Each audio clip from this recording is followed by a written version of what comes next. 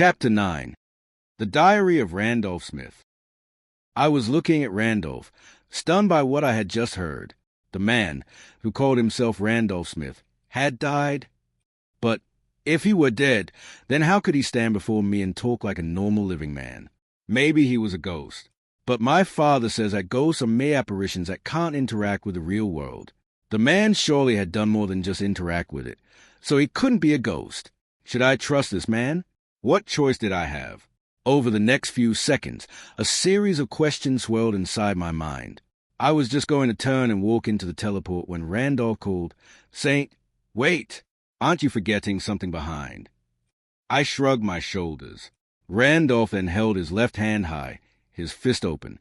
Suddenly, from the wreckage of the bonfire, something rose to a few feet. It hovered in the air for a second and suddenly dashed towards Randolph. When that fast-moving object reached Randolph, he caught it with his bare left hand from midday. After catching it, he held it before me in his palm. As soon as I saw it, I recognized it. It was my knife that I had dropped during my attempt to break free. He then threw the knife towards me. I caught it clumsily with both hands and tucked it into my breeches pocket. I have enchanted this knife with a spell. It is a powerful weapon now. Take good care of it, and it will do the same for you, said Randolph. Thank you, Mr. Smith, I said and nodded to Randolph. I then turned and slowly walked into the teleport. When I entered the curtain of dark purple, I saw that I was in some kind of tunnel. Everything inside was made of one color, dark purple. The tunnel was approximately 2 meters wide and 3 meters tall. On the ground, the lightning was surging along amongst the dark purple. The tunnel ended about 12 meters ahead. At the end of it, another teleport-looking hole hovered in the air. But unlike the hole I had used to enter here, it was gleaming with bright white light. Maybe that's where I need to head, I said, looking at the bright, white light across the tunnel. While I walked, I observed my surroundings carefully. It was monotonously the same. A moment later, I reached the teleport. Taking a deep breath, I walked into it. No sooner had I done that than I stood at a very familiar place. I was back at my house. I stood at the beginning of the path that led to the village. A few meters ahead, across the meadow, was my house. I strode with joy, happy to see my home back after all that I had been put through. The last time I was here, I was running away from this house in a storm, I thought. When I reached halfway from the house, my pace slowed down, and I saw something terrible. The dead were no longer there, but it was something about the house that made me gasp with awe. Ahead, the house lay in wreckage. Most of it was in ashes. After staring at it, with a shock, for a few minutes, it clicked into my mind. The lantern! I exclaimed. When the dead people had tried to breach my house, a lit lantern had crashed on the floor near the front door due to collision and set the floor on fire. The fire then must have spread through the whole house. I quickly reached the debris and searched for anything useful in it. In the moonlight, I stumbled onto something intact. It was a closet. For some reason, it had survived the burning. I bent down and opened it, for it lay horizontally on the ground. Apart from clothes, I found nothing useful. Then my eyes were caught by the drawer at the bottom. I remembered my father saying that he had stored a lot of candles in the closet. I didn't know where they were, but after going through the whole closet, I now did. They must be in the drawer. I opened the drawer, and it was confirmed. Almost a dozen candles lay in there. Not sure how to carry all of them, I took only one and tried to tuck it inside my shirt's pocket. The whole candle was not going into my pocket. Something seemed to be blocking the way. I reached into the pocket and pulled out something. It was the matchbox that I had been carrying all along. I then shifted the matchbox into my breeches pocket and tucked the candle into my shirt's pocket. With the matchbox out of the way, the candle now lay perfectly. I moved here and there for some time, looking at the wreckage that was lying before me. It had happened to be my home sweet home once, but now it was a ruin. The sign! I remembered. Randolph told me to look for the sign, I said to myself. But what kind of sign, and where? I questioned myself. For a long time, I strode back and forth, trying to think over those questions. Suddenly, it struck my mind. Could Randolph be talking about the sign that is carved on the wall down in the cellar? I asked. I must go and check it, I decided. I hated going into the cellar. After all these events, my hatred towards it had grown even more. The cellar was underground, and no moonlight entered it. With no choice, I reluctantly reached the doors of the cellar. I bent down, held the handles, took a deep breath, and lifted the trapdoors open. I had expected something to jump on me from within, but fortunately, no such thing happened. It was gloomy down there. The stairs went down into the ocean of darkness for some distance before disappearing entirely. I brought out the candle and the matchbox from my pockets. Within a moment, I was holding a lit candle in my right hand. Due to the prolonged exposure to the water, I had doubts that the matchstick would work, but it did. "Here it goes," I said, and began my descent down the cellar. After a few seconds, I was standing at the bottom of the stairs. Slowly, I moved to the corner where I had seen the pentagonal sign. When I reached it, I bent down and touched it, feeling the depression in the wall. "Okay, here's the sign. Now what?" I asked. I then gently started to rap along the wooden wall on which the sign was carved, trying to find a hidden compartment or something. After a few minutes of scrutinizing the wall, I gave up. It was getting annoying now. What does it mean? What does this sign mean? I said. My mind was boiling with temper. Mr. Smith should have told me more about it. I said, and stumped the ground with my right foot angrily. When I did that, I felt something strange. The ground was soft, barren with soil, but when I had stumped on the spot on which I stood, it felt hard. That must be a clue, I said, and went to get the spade that was stored in another corner. After returning to the spot with the spade, I started digging. No sooner had I started digging than my spade struck something solid. I then put the spade aside and began to clear the soil using my hands. Soon, a metallic surface was revealed. When I had completely cleared the soil, I found a chest buried underneath. I pulled it out from the ground and put it beside the shallow hole that I had just made by digging. It was heavy, and I had struggled to get it out. The chest was big enough to store swords in it. It was of silver color. The mechanism that held the chest locked was very simple. Easily, I unlocked the chest with a clicking sound. I opened the lid and saw that it was filled with items. A black book lay on the top of all with a title printed in golden letters as the Diary of Randolph Smith. I put it aside and rummaged through the items in the chest. There were 6 blue rubies, a long rod with some kind of holding mechanism at one end, lots of silver coins, and some other books of magic and witchcraft. Not having a clue of what to do with these items, I closed the lid and sat there before the chest on the ground for a while. What would Mr. Smith want me to do with all these items? I thought again and again. I wish that Randolph were here. I then moved my attention to the book that lay beside the chest. Maybe I will find something in his diary, I said, and picked it up.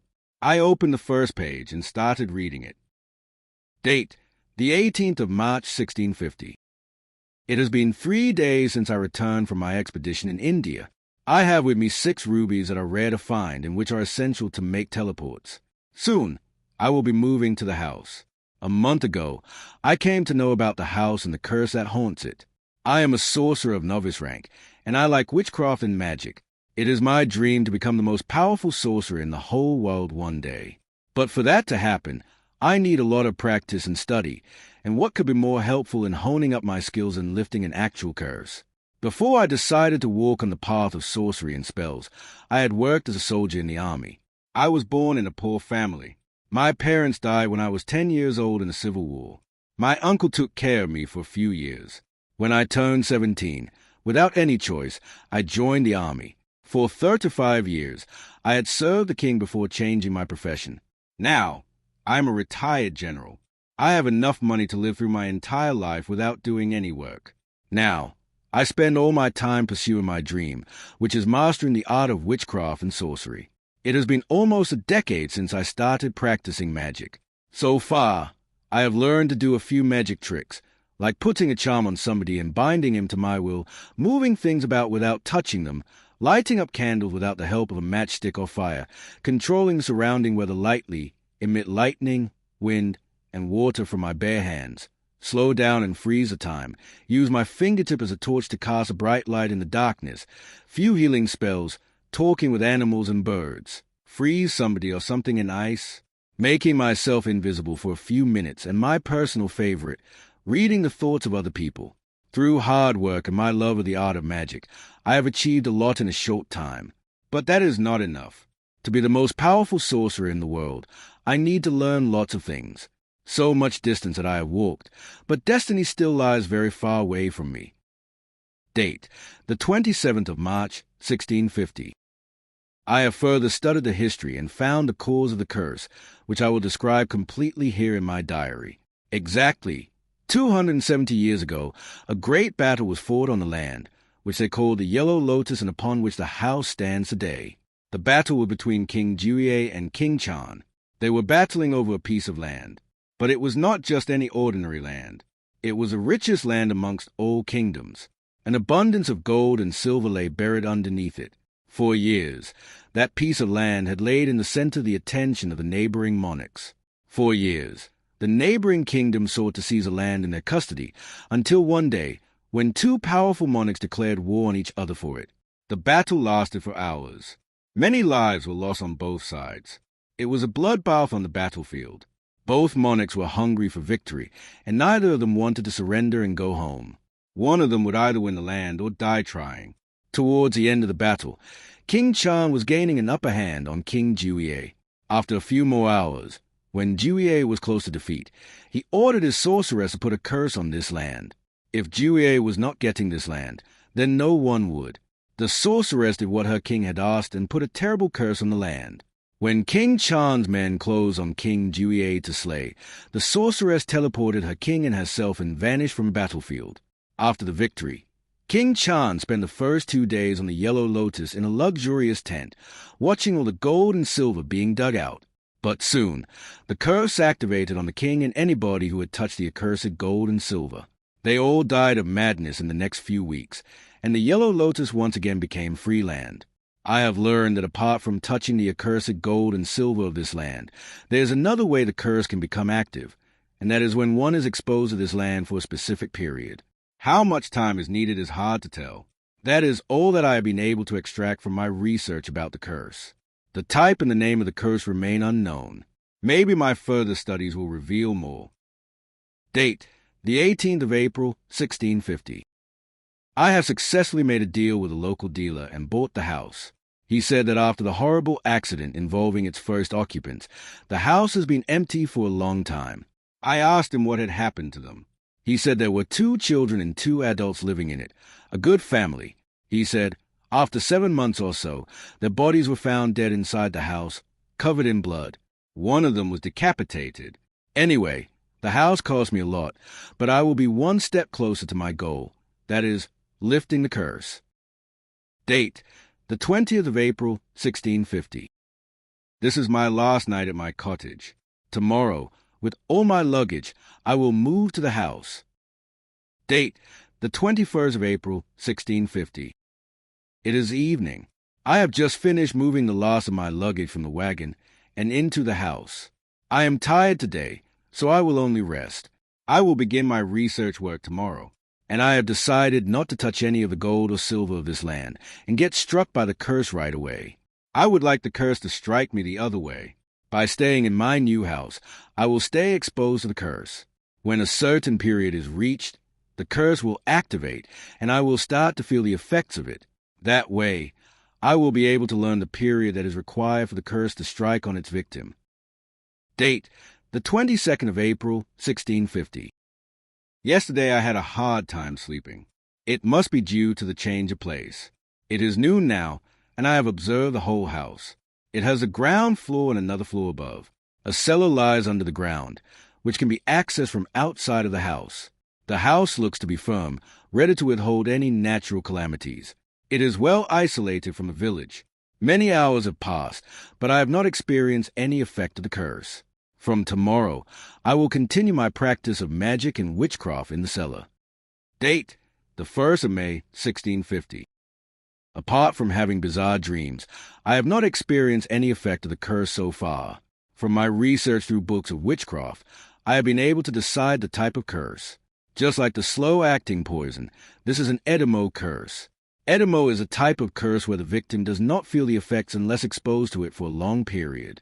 How much time it takes for this curse to act on its victim still remains unknown. Date, the 20th of June, 1650. The dreams are getting more disturbing with every passing night. But there is nothing to worry about, for it is just a mere imagination created by the unconscious part of mind. My studies are ongoing, and I am working hard to pinpoint the name of the curse. I am certain that soon I will stumble upon more information.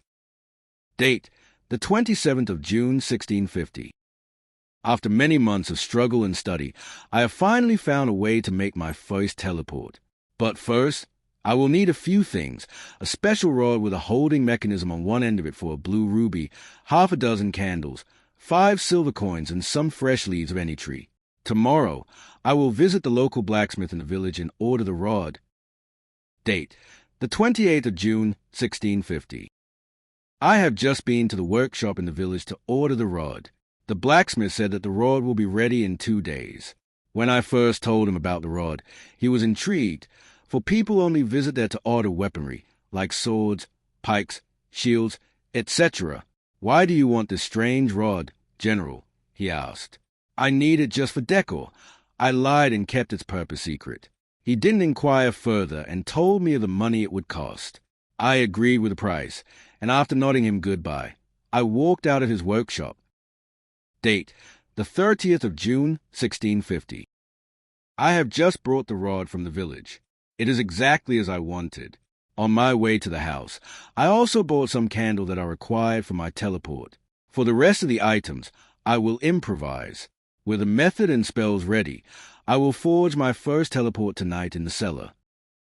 Date, the 1st of July, 1650. Last night, my attempt to make a teleport failed. I had followed everything properly, the spells, the method, everything. Where did I go wrong? I have no idea. I will not rest until I have found the error.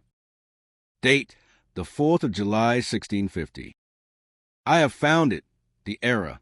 Now, I know what was causing the problem. I used a hexagonal circle instead of a pentagonal one. I have learned that hexagonal circles are used to create complex teleports, which allow one to travel through time. The spells and methods I had followed were for a simple distance-traveling teleport that only allows me to move from one spot to another.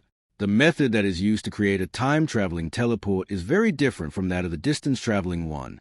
For a simple distance-traveling teleport, a pentagonal circle is needed. With this information at hand, I will try my teleport again tonight. Date, the 5th of July, 1650. It worked. My teleport finally worked. I am the happiest man in the world right now. Last night, in the cellar, I forged my first teleport. It looked like an egg-shaped hole of dark purple. When I entered it, I was standing in a tunnel. The tunnel ended after a few meters. I saw another similar type of hole with bright light ahead at the end of the tunnel. When I had walked through that hole, I was standing outside the front door of the house as I had intended. The teleport had successfully teleported me from the cellar to the front door of my house. Here is the guide for creating a distance-traveling teleport. Items needed: a blue ruby, a silver staff of 1.5 meters with holding mechanism for the ruby, a necklace of fresh leaves of any tree, at least 15 leaves are must, 5 candles and 5 silver coins. Step 1. Carve a deep sign of a pentagonal circle on the ground. Step 2. At each of the 5 nodes, place a lit candle with a silver coin beside it. Step 3. Affix the staff vertically in the middle of the circle on the ground.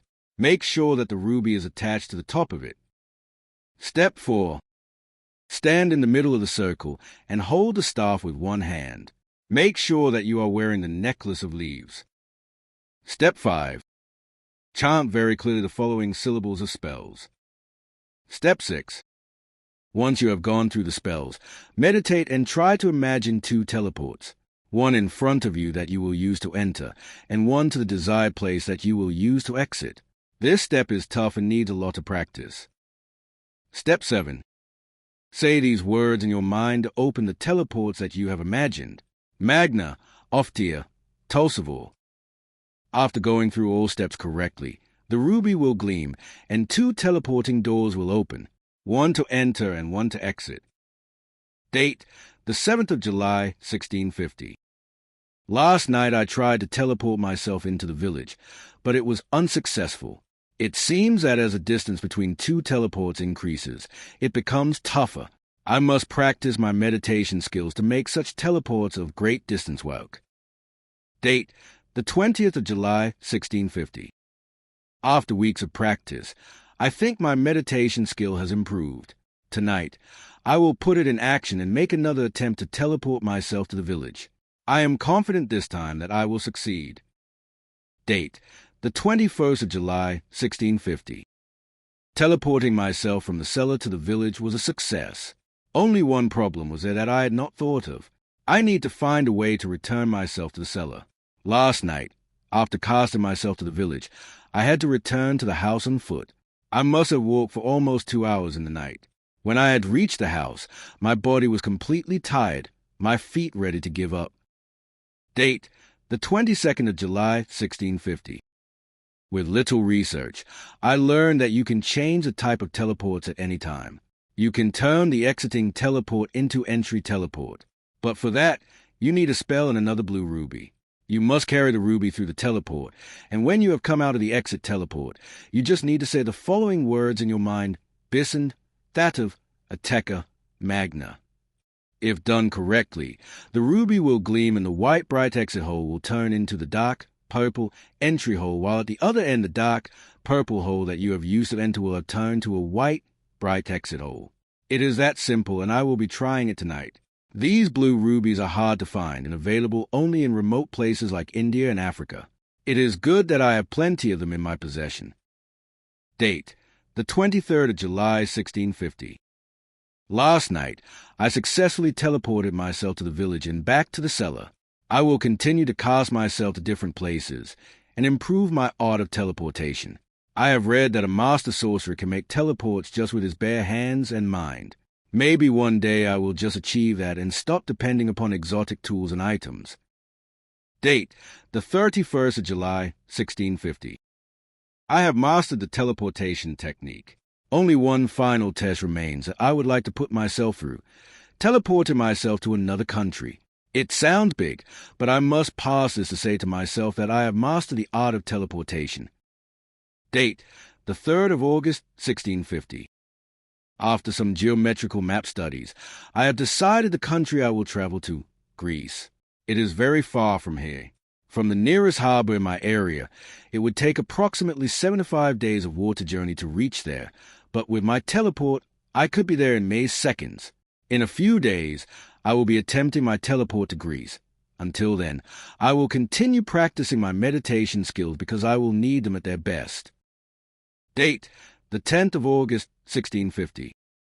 The day for my final test has come. It is dusk. I have prepared myself to venture into this mountain of adventure. 6 hours from now, at midnight, I will travel to Greece. I have also learned a very important spell. The spell that helps you identify a region of the world. The spell works like this. When you use a spell, a number flashes before you for 3 seconds, which is coded for every part of the world. For instance, number 33 is for Greece, number 29 is for India, 120 for Africa, etc. There is a whole list of codes. Once I pop into Greece, all I will have to do is use a spell and see if the number that flashes before me is 33 or not. That way, I will be able to confirm that my teleport worked correctly. Date, the 11th of August, 1650. It was wonderful. I traveled from my cellar to Greece and back to the cellar in seconds. I had also used my region identifier spell to identify the region. It had flashed with the number 33 as I had planned. I am very happy to get past the test. Now that I have successfully learned distance-traveling teleport, I can move to more complex teleports, time-traveling teleport. Date, the 13th of August, 1650. While my studies for time-traveling teleport are in progress, I am looking forward to forming a distance-traveling teleport without using any item or tool. I have been meditating hard, and I know that soon, as a master sorcerer, I will use my bare hands and mind to create a distance-traveling teleport. The spells will remain the same. You will just ditch the items. Date, the 23rd of August, 1650. With hard work and severe practice, last night I was able to create a teleport with my bare hands and without using any item, no ruby, no necklace of tree leaves, no staff, and no candles or silver coins. I can't believe that I have finally achieved it in such a short time. Meanwhile, my studies for time-traveling teleport remain on, and I will record them in the diary as soon as there's any progress. Date, the 1st of September, 1650. I have just visited a doctor in the village, for I had not been feeling well for the past 5 days. The doctor said that there was nothing to worry about. I was just suffering from mental fatigue, and he told me to get some rest completely for a few days. He gave me some medicine to help me recover. Maybe he was right. In pursuing my goal to become a powerful sorcerer, I have been pushing myself to the limit lately. I need to loosen up a bit. Date, the 18th of September, 1650. For the last 17 days, I have kept myself away from anywhere and only rested. Now, I feel great and refreshed. I can now continue my research, but I will do it without pushing myself too much. My health is as important as my goal of becoming a powerful sorcerer. Without good health and a sound mind, I can achieve nothing. Date, the 19th of September, 1650. Last night, a strange event happened. After having dinner, I got out to get some fresh air. I was walking on the meadow in front of my house, trying to think over a spell, when in the moonlight I saw a strange plant at the border of the meadow. I went near it and observed it closely. Before today, this plant hadn't existed here. The plant was blue, and it was covered in long, pointy thorns. The flowers it had were shaped like sunflowers but were black. When I touched one of the flowers, the plant shook slightly and emitted from all of its flowers some substance. In a moment, I was surrounded by a cloud of yellow. The plant then shrunk, went down into the ground, and disappeared entirely. Then suddenly, I heard something move behind me. When I had turned, I was looking at a strange-looking rabbit with red, glowing eyes. In the next moment, it uttered a warning. "You are doomed," spread a pair of wings, and flew away. I know it sounds ridiculous, but it is true. It is the same thing that happened to me in the woods, I said to myself, remembering the whole scene in the woods. After a few seconds, I continued reading. Date, the 25th of September, 1650. It has been 7 months, and I think the effects of the curse have finally begun. After observing the effects and searching through books of curses, I have concluded that the curse is called Imaginator. In Imaginator, the victim brings different entities and places from his dreams and thoughts into the real world. The manifested places and entities are invisible to other people, but are very real to the victim. They could even hurt him or do worse. Once the victim gets stuck in the curse, he can't get out, even though he has moved miles away from the cursed region. Wherever he goes, the effects of the curse follow. And one more thing, this curse freezes time partially. The victim gets stuck in the night. He would spend a whole month without seeing the sunrise if he survives that long in the curse. But that won't bother me. I am a master manipulator of time.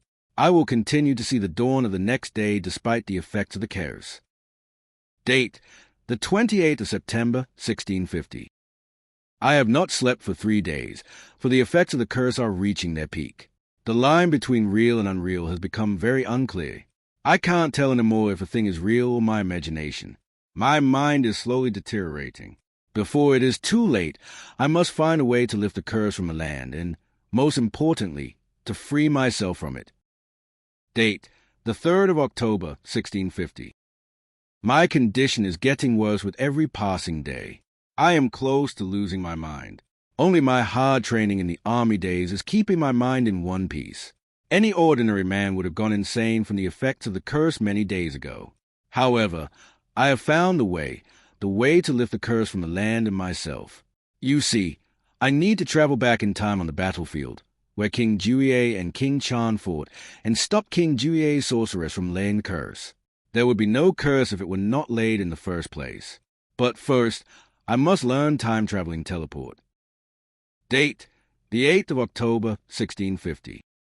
2 days ago, I injured my left leg very badly while battling with an entity that my mind had manifested from my dreams. It was a 2-headed bear sharing a single body. I was outside the house when that 2-headed bear rushed to me from the woods across the meadow. It looked very angry and ready to rip me into pieces. At first, I thought that it was just my imagination and stood on the spot calmly.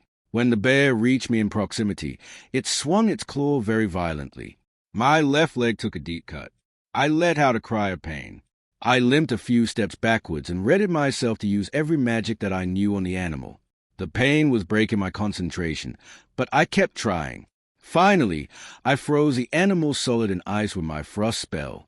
To finish it, I emitted a powerful surge of lightning from both hands and towards a frozen animal.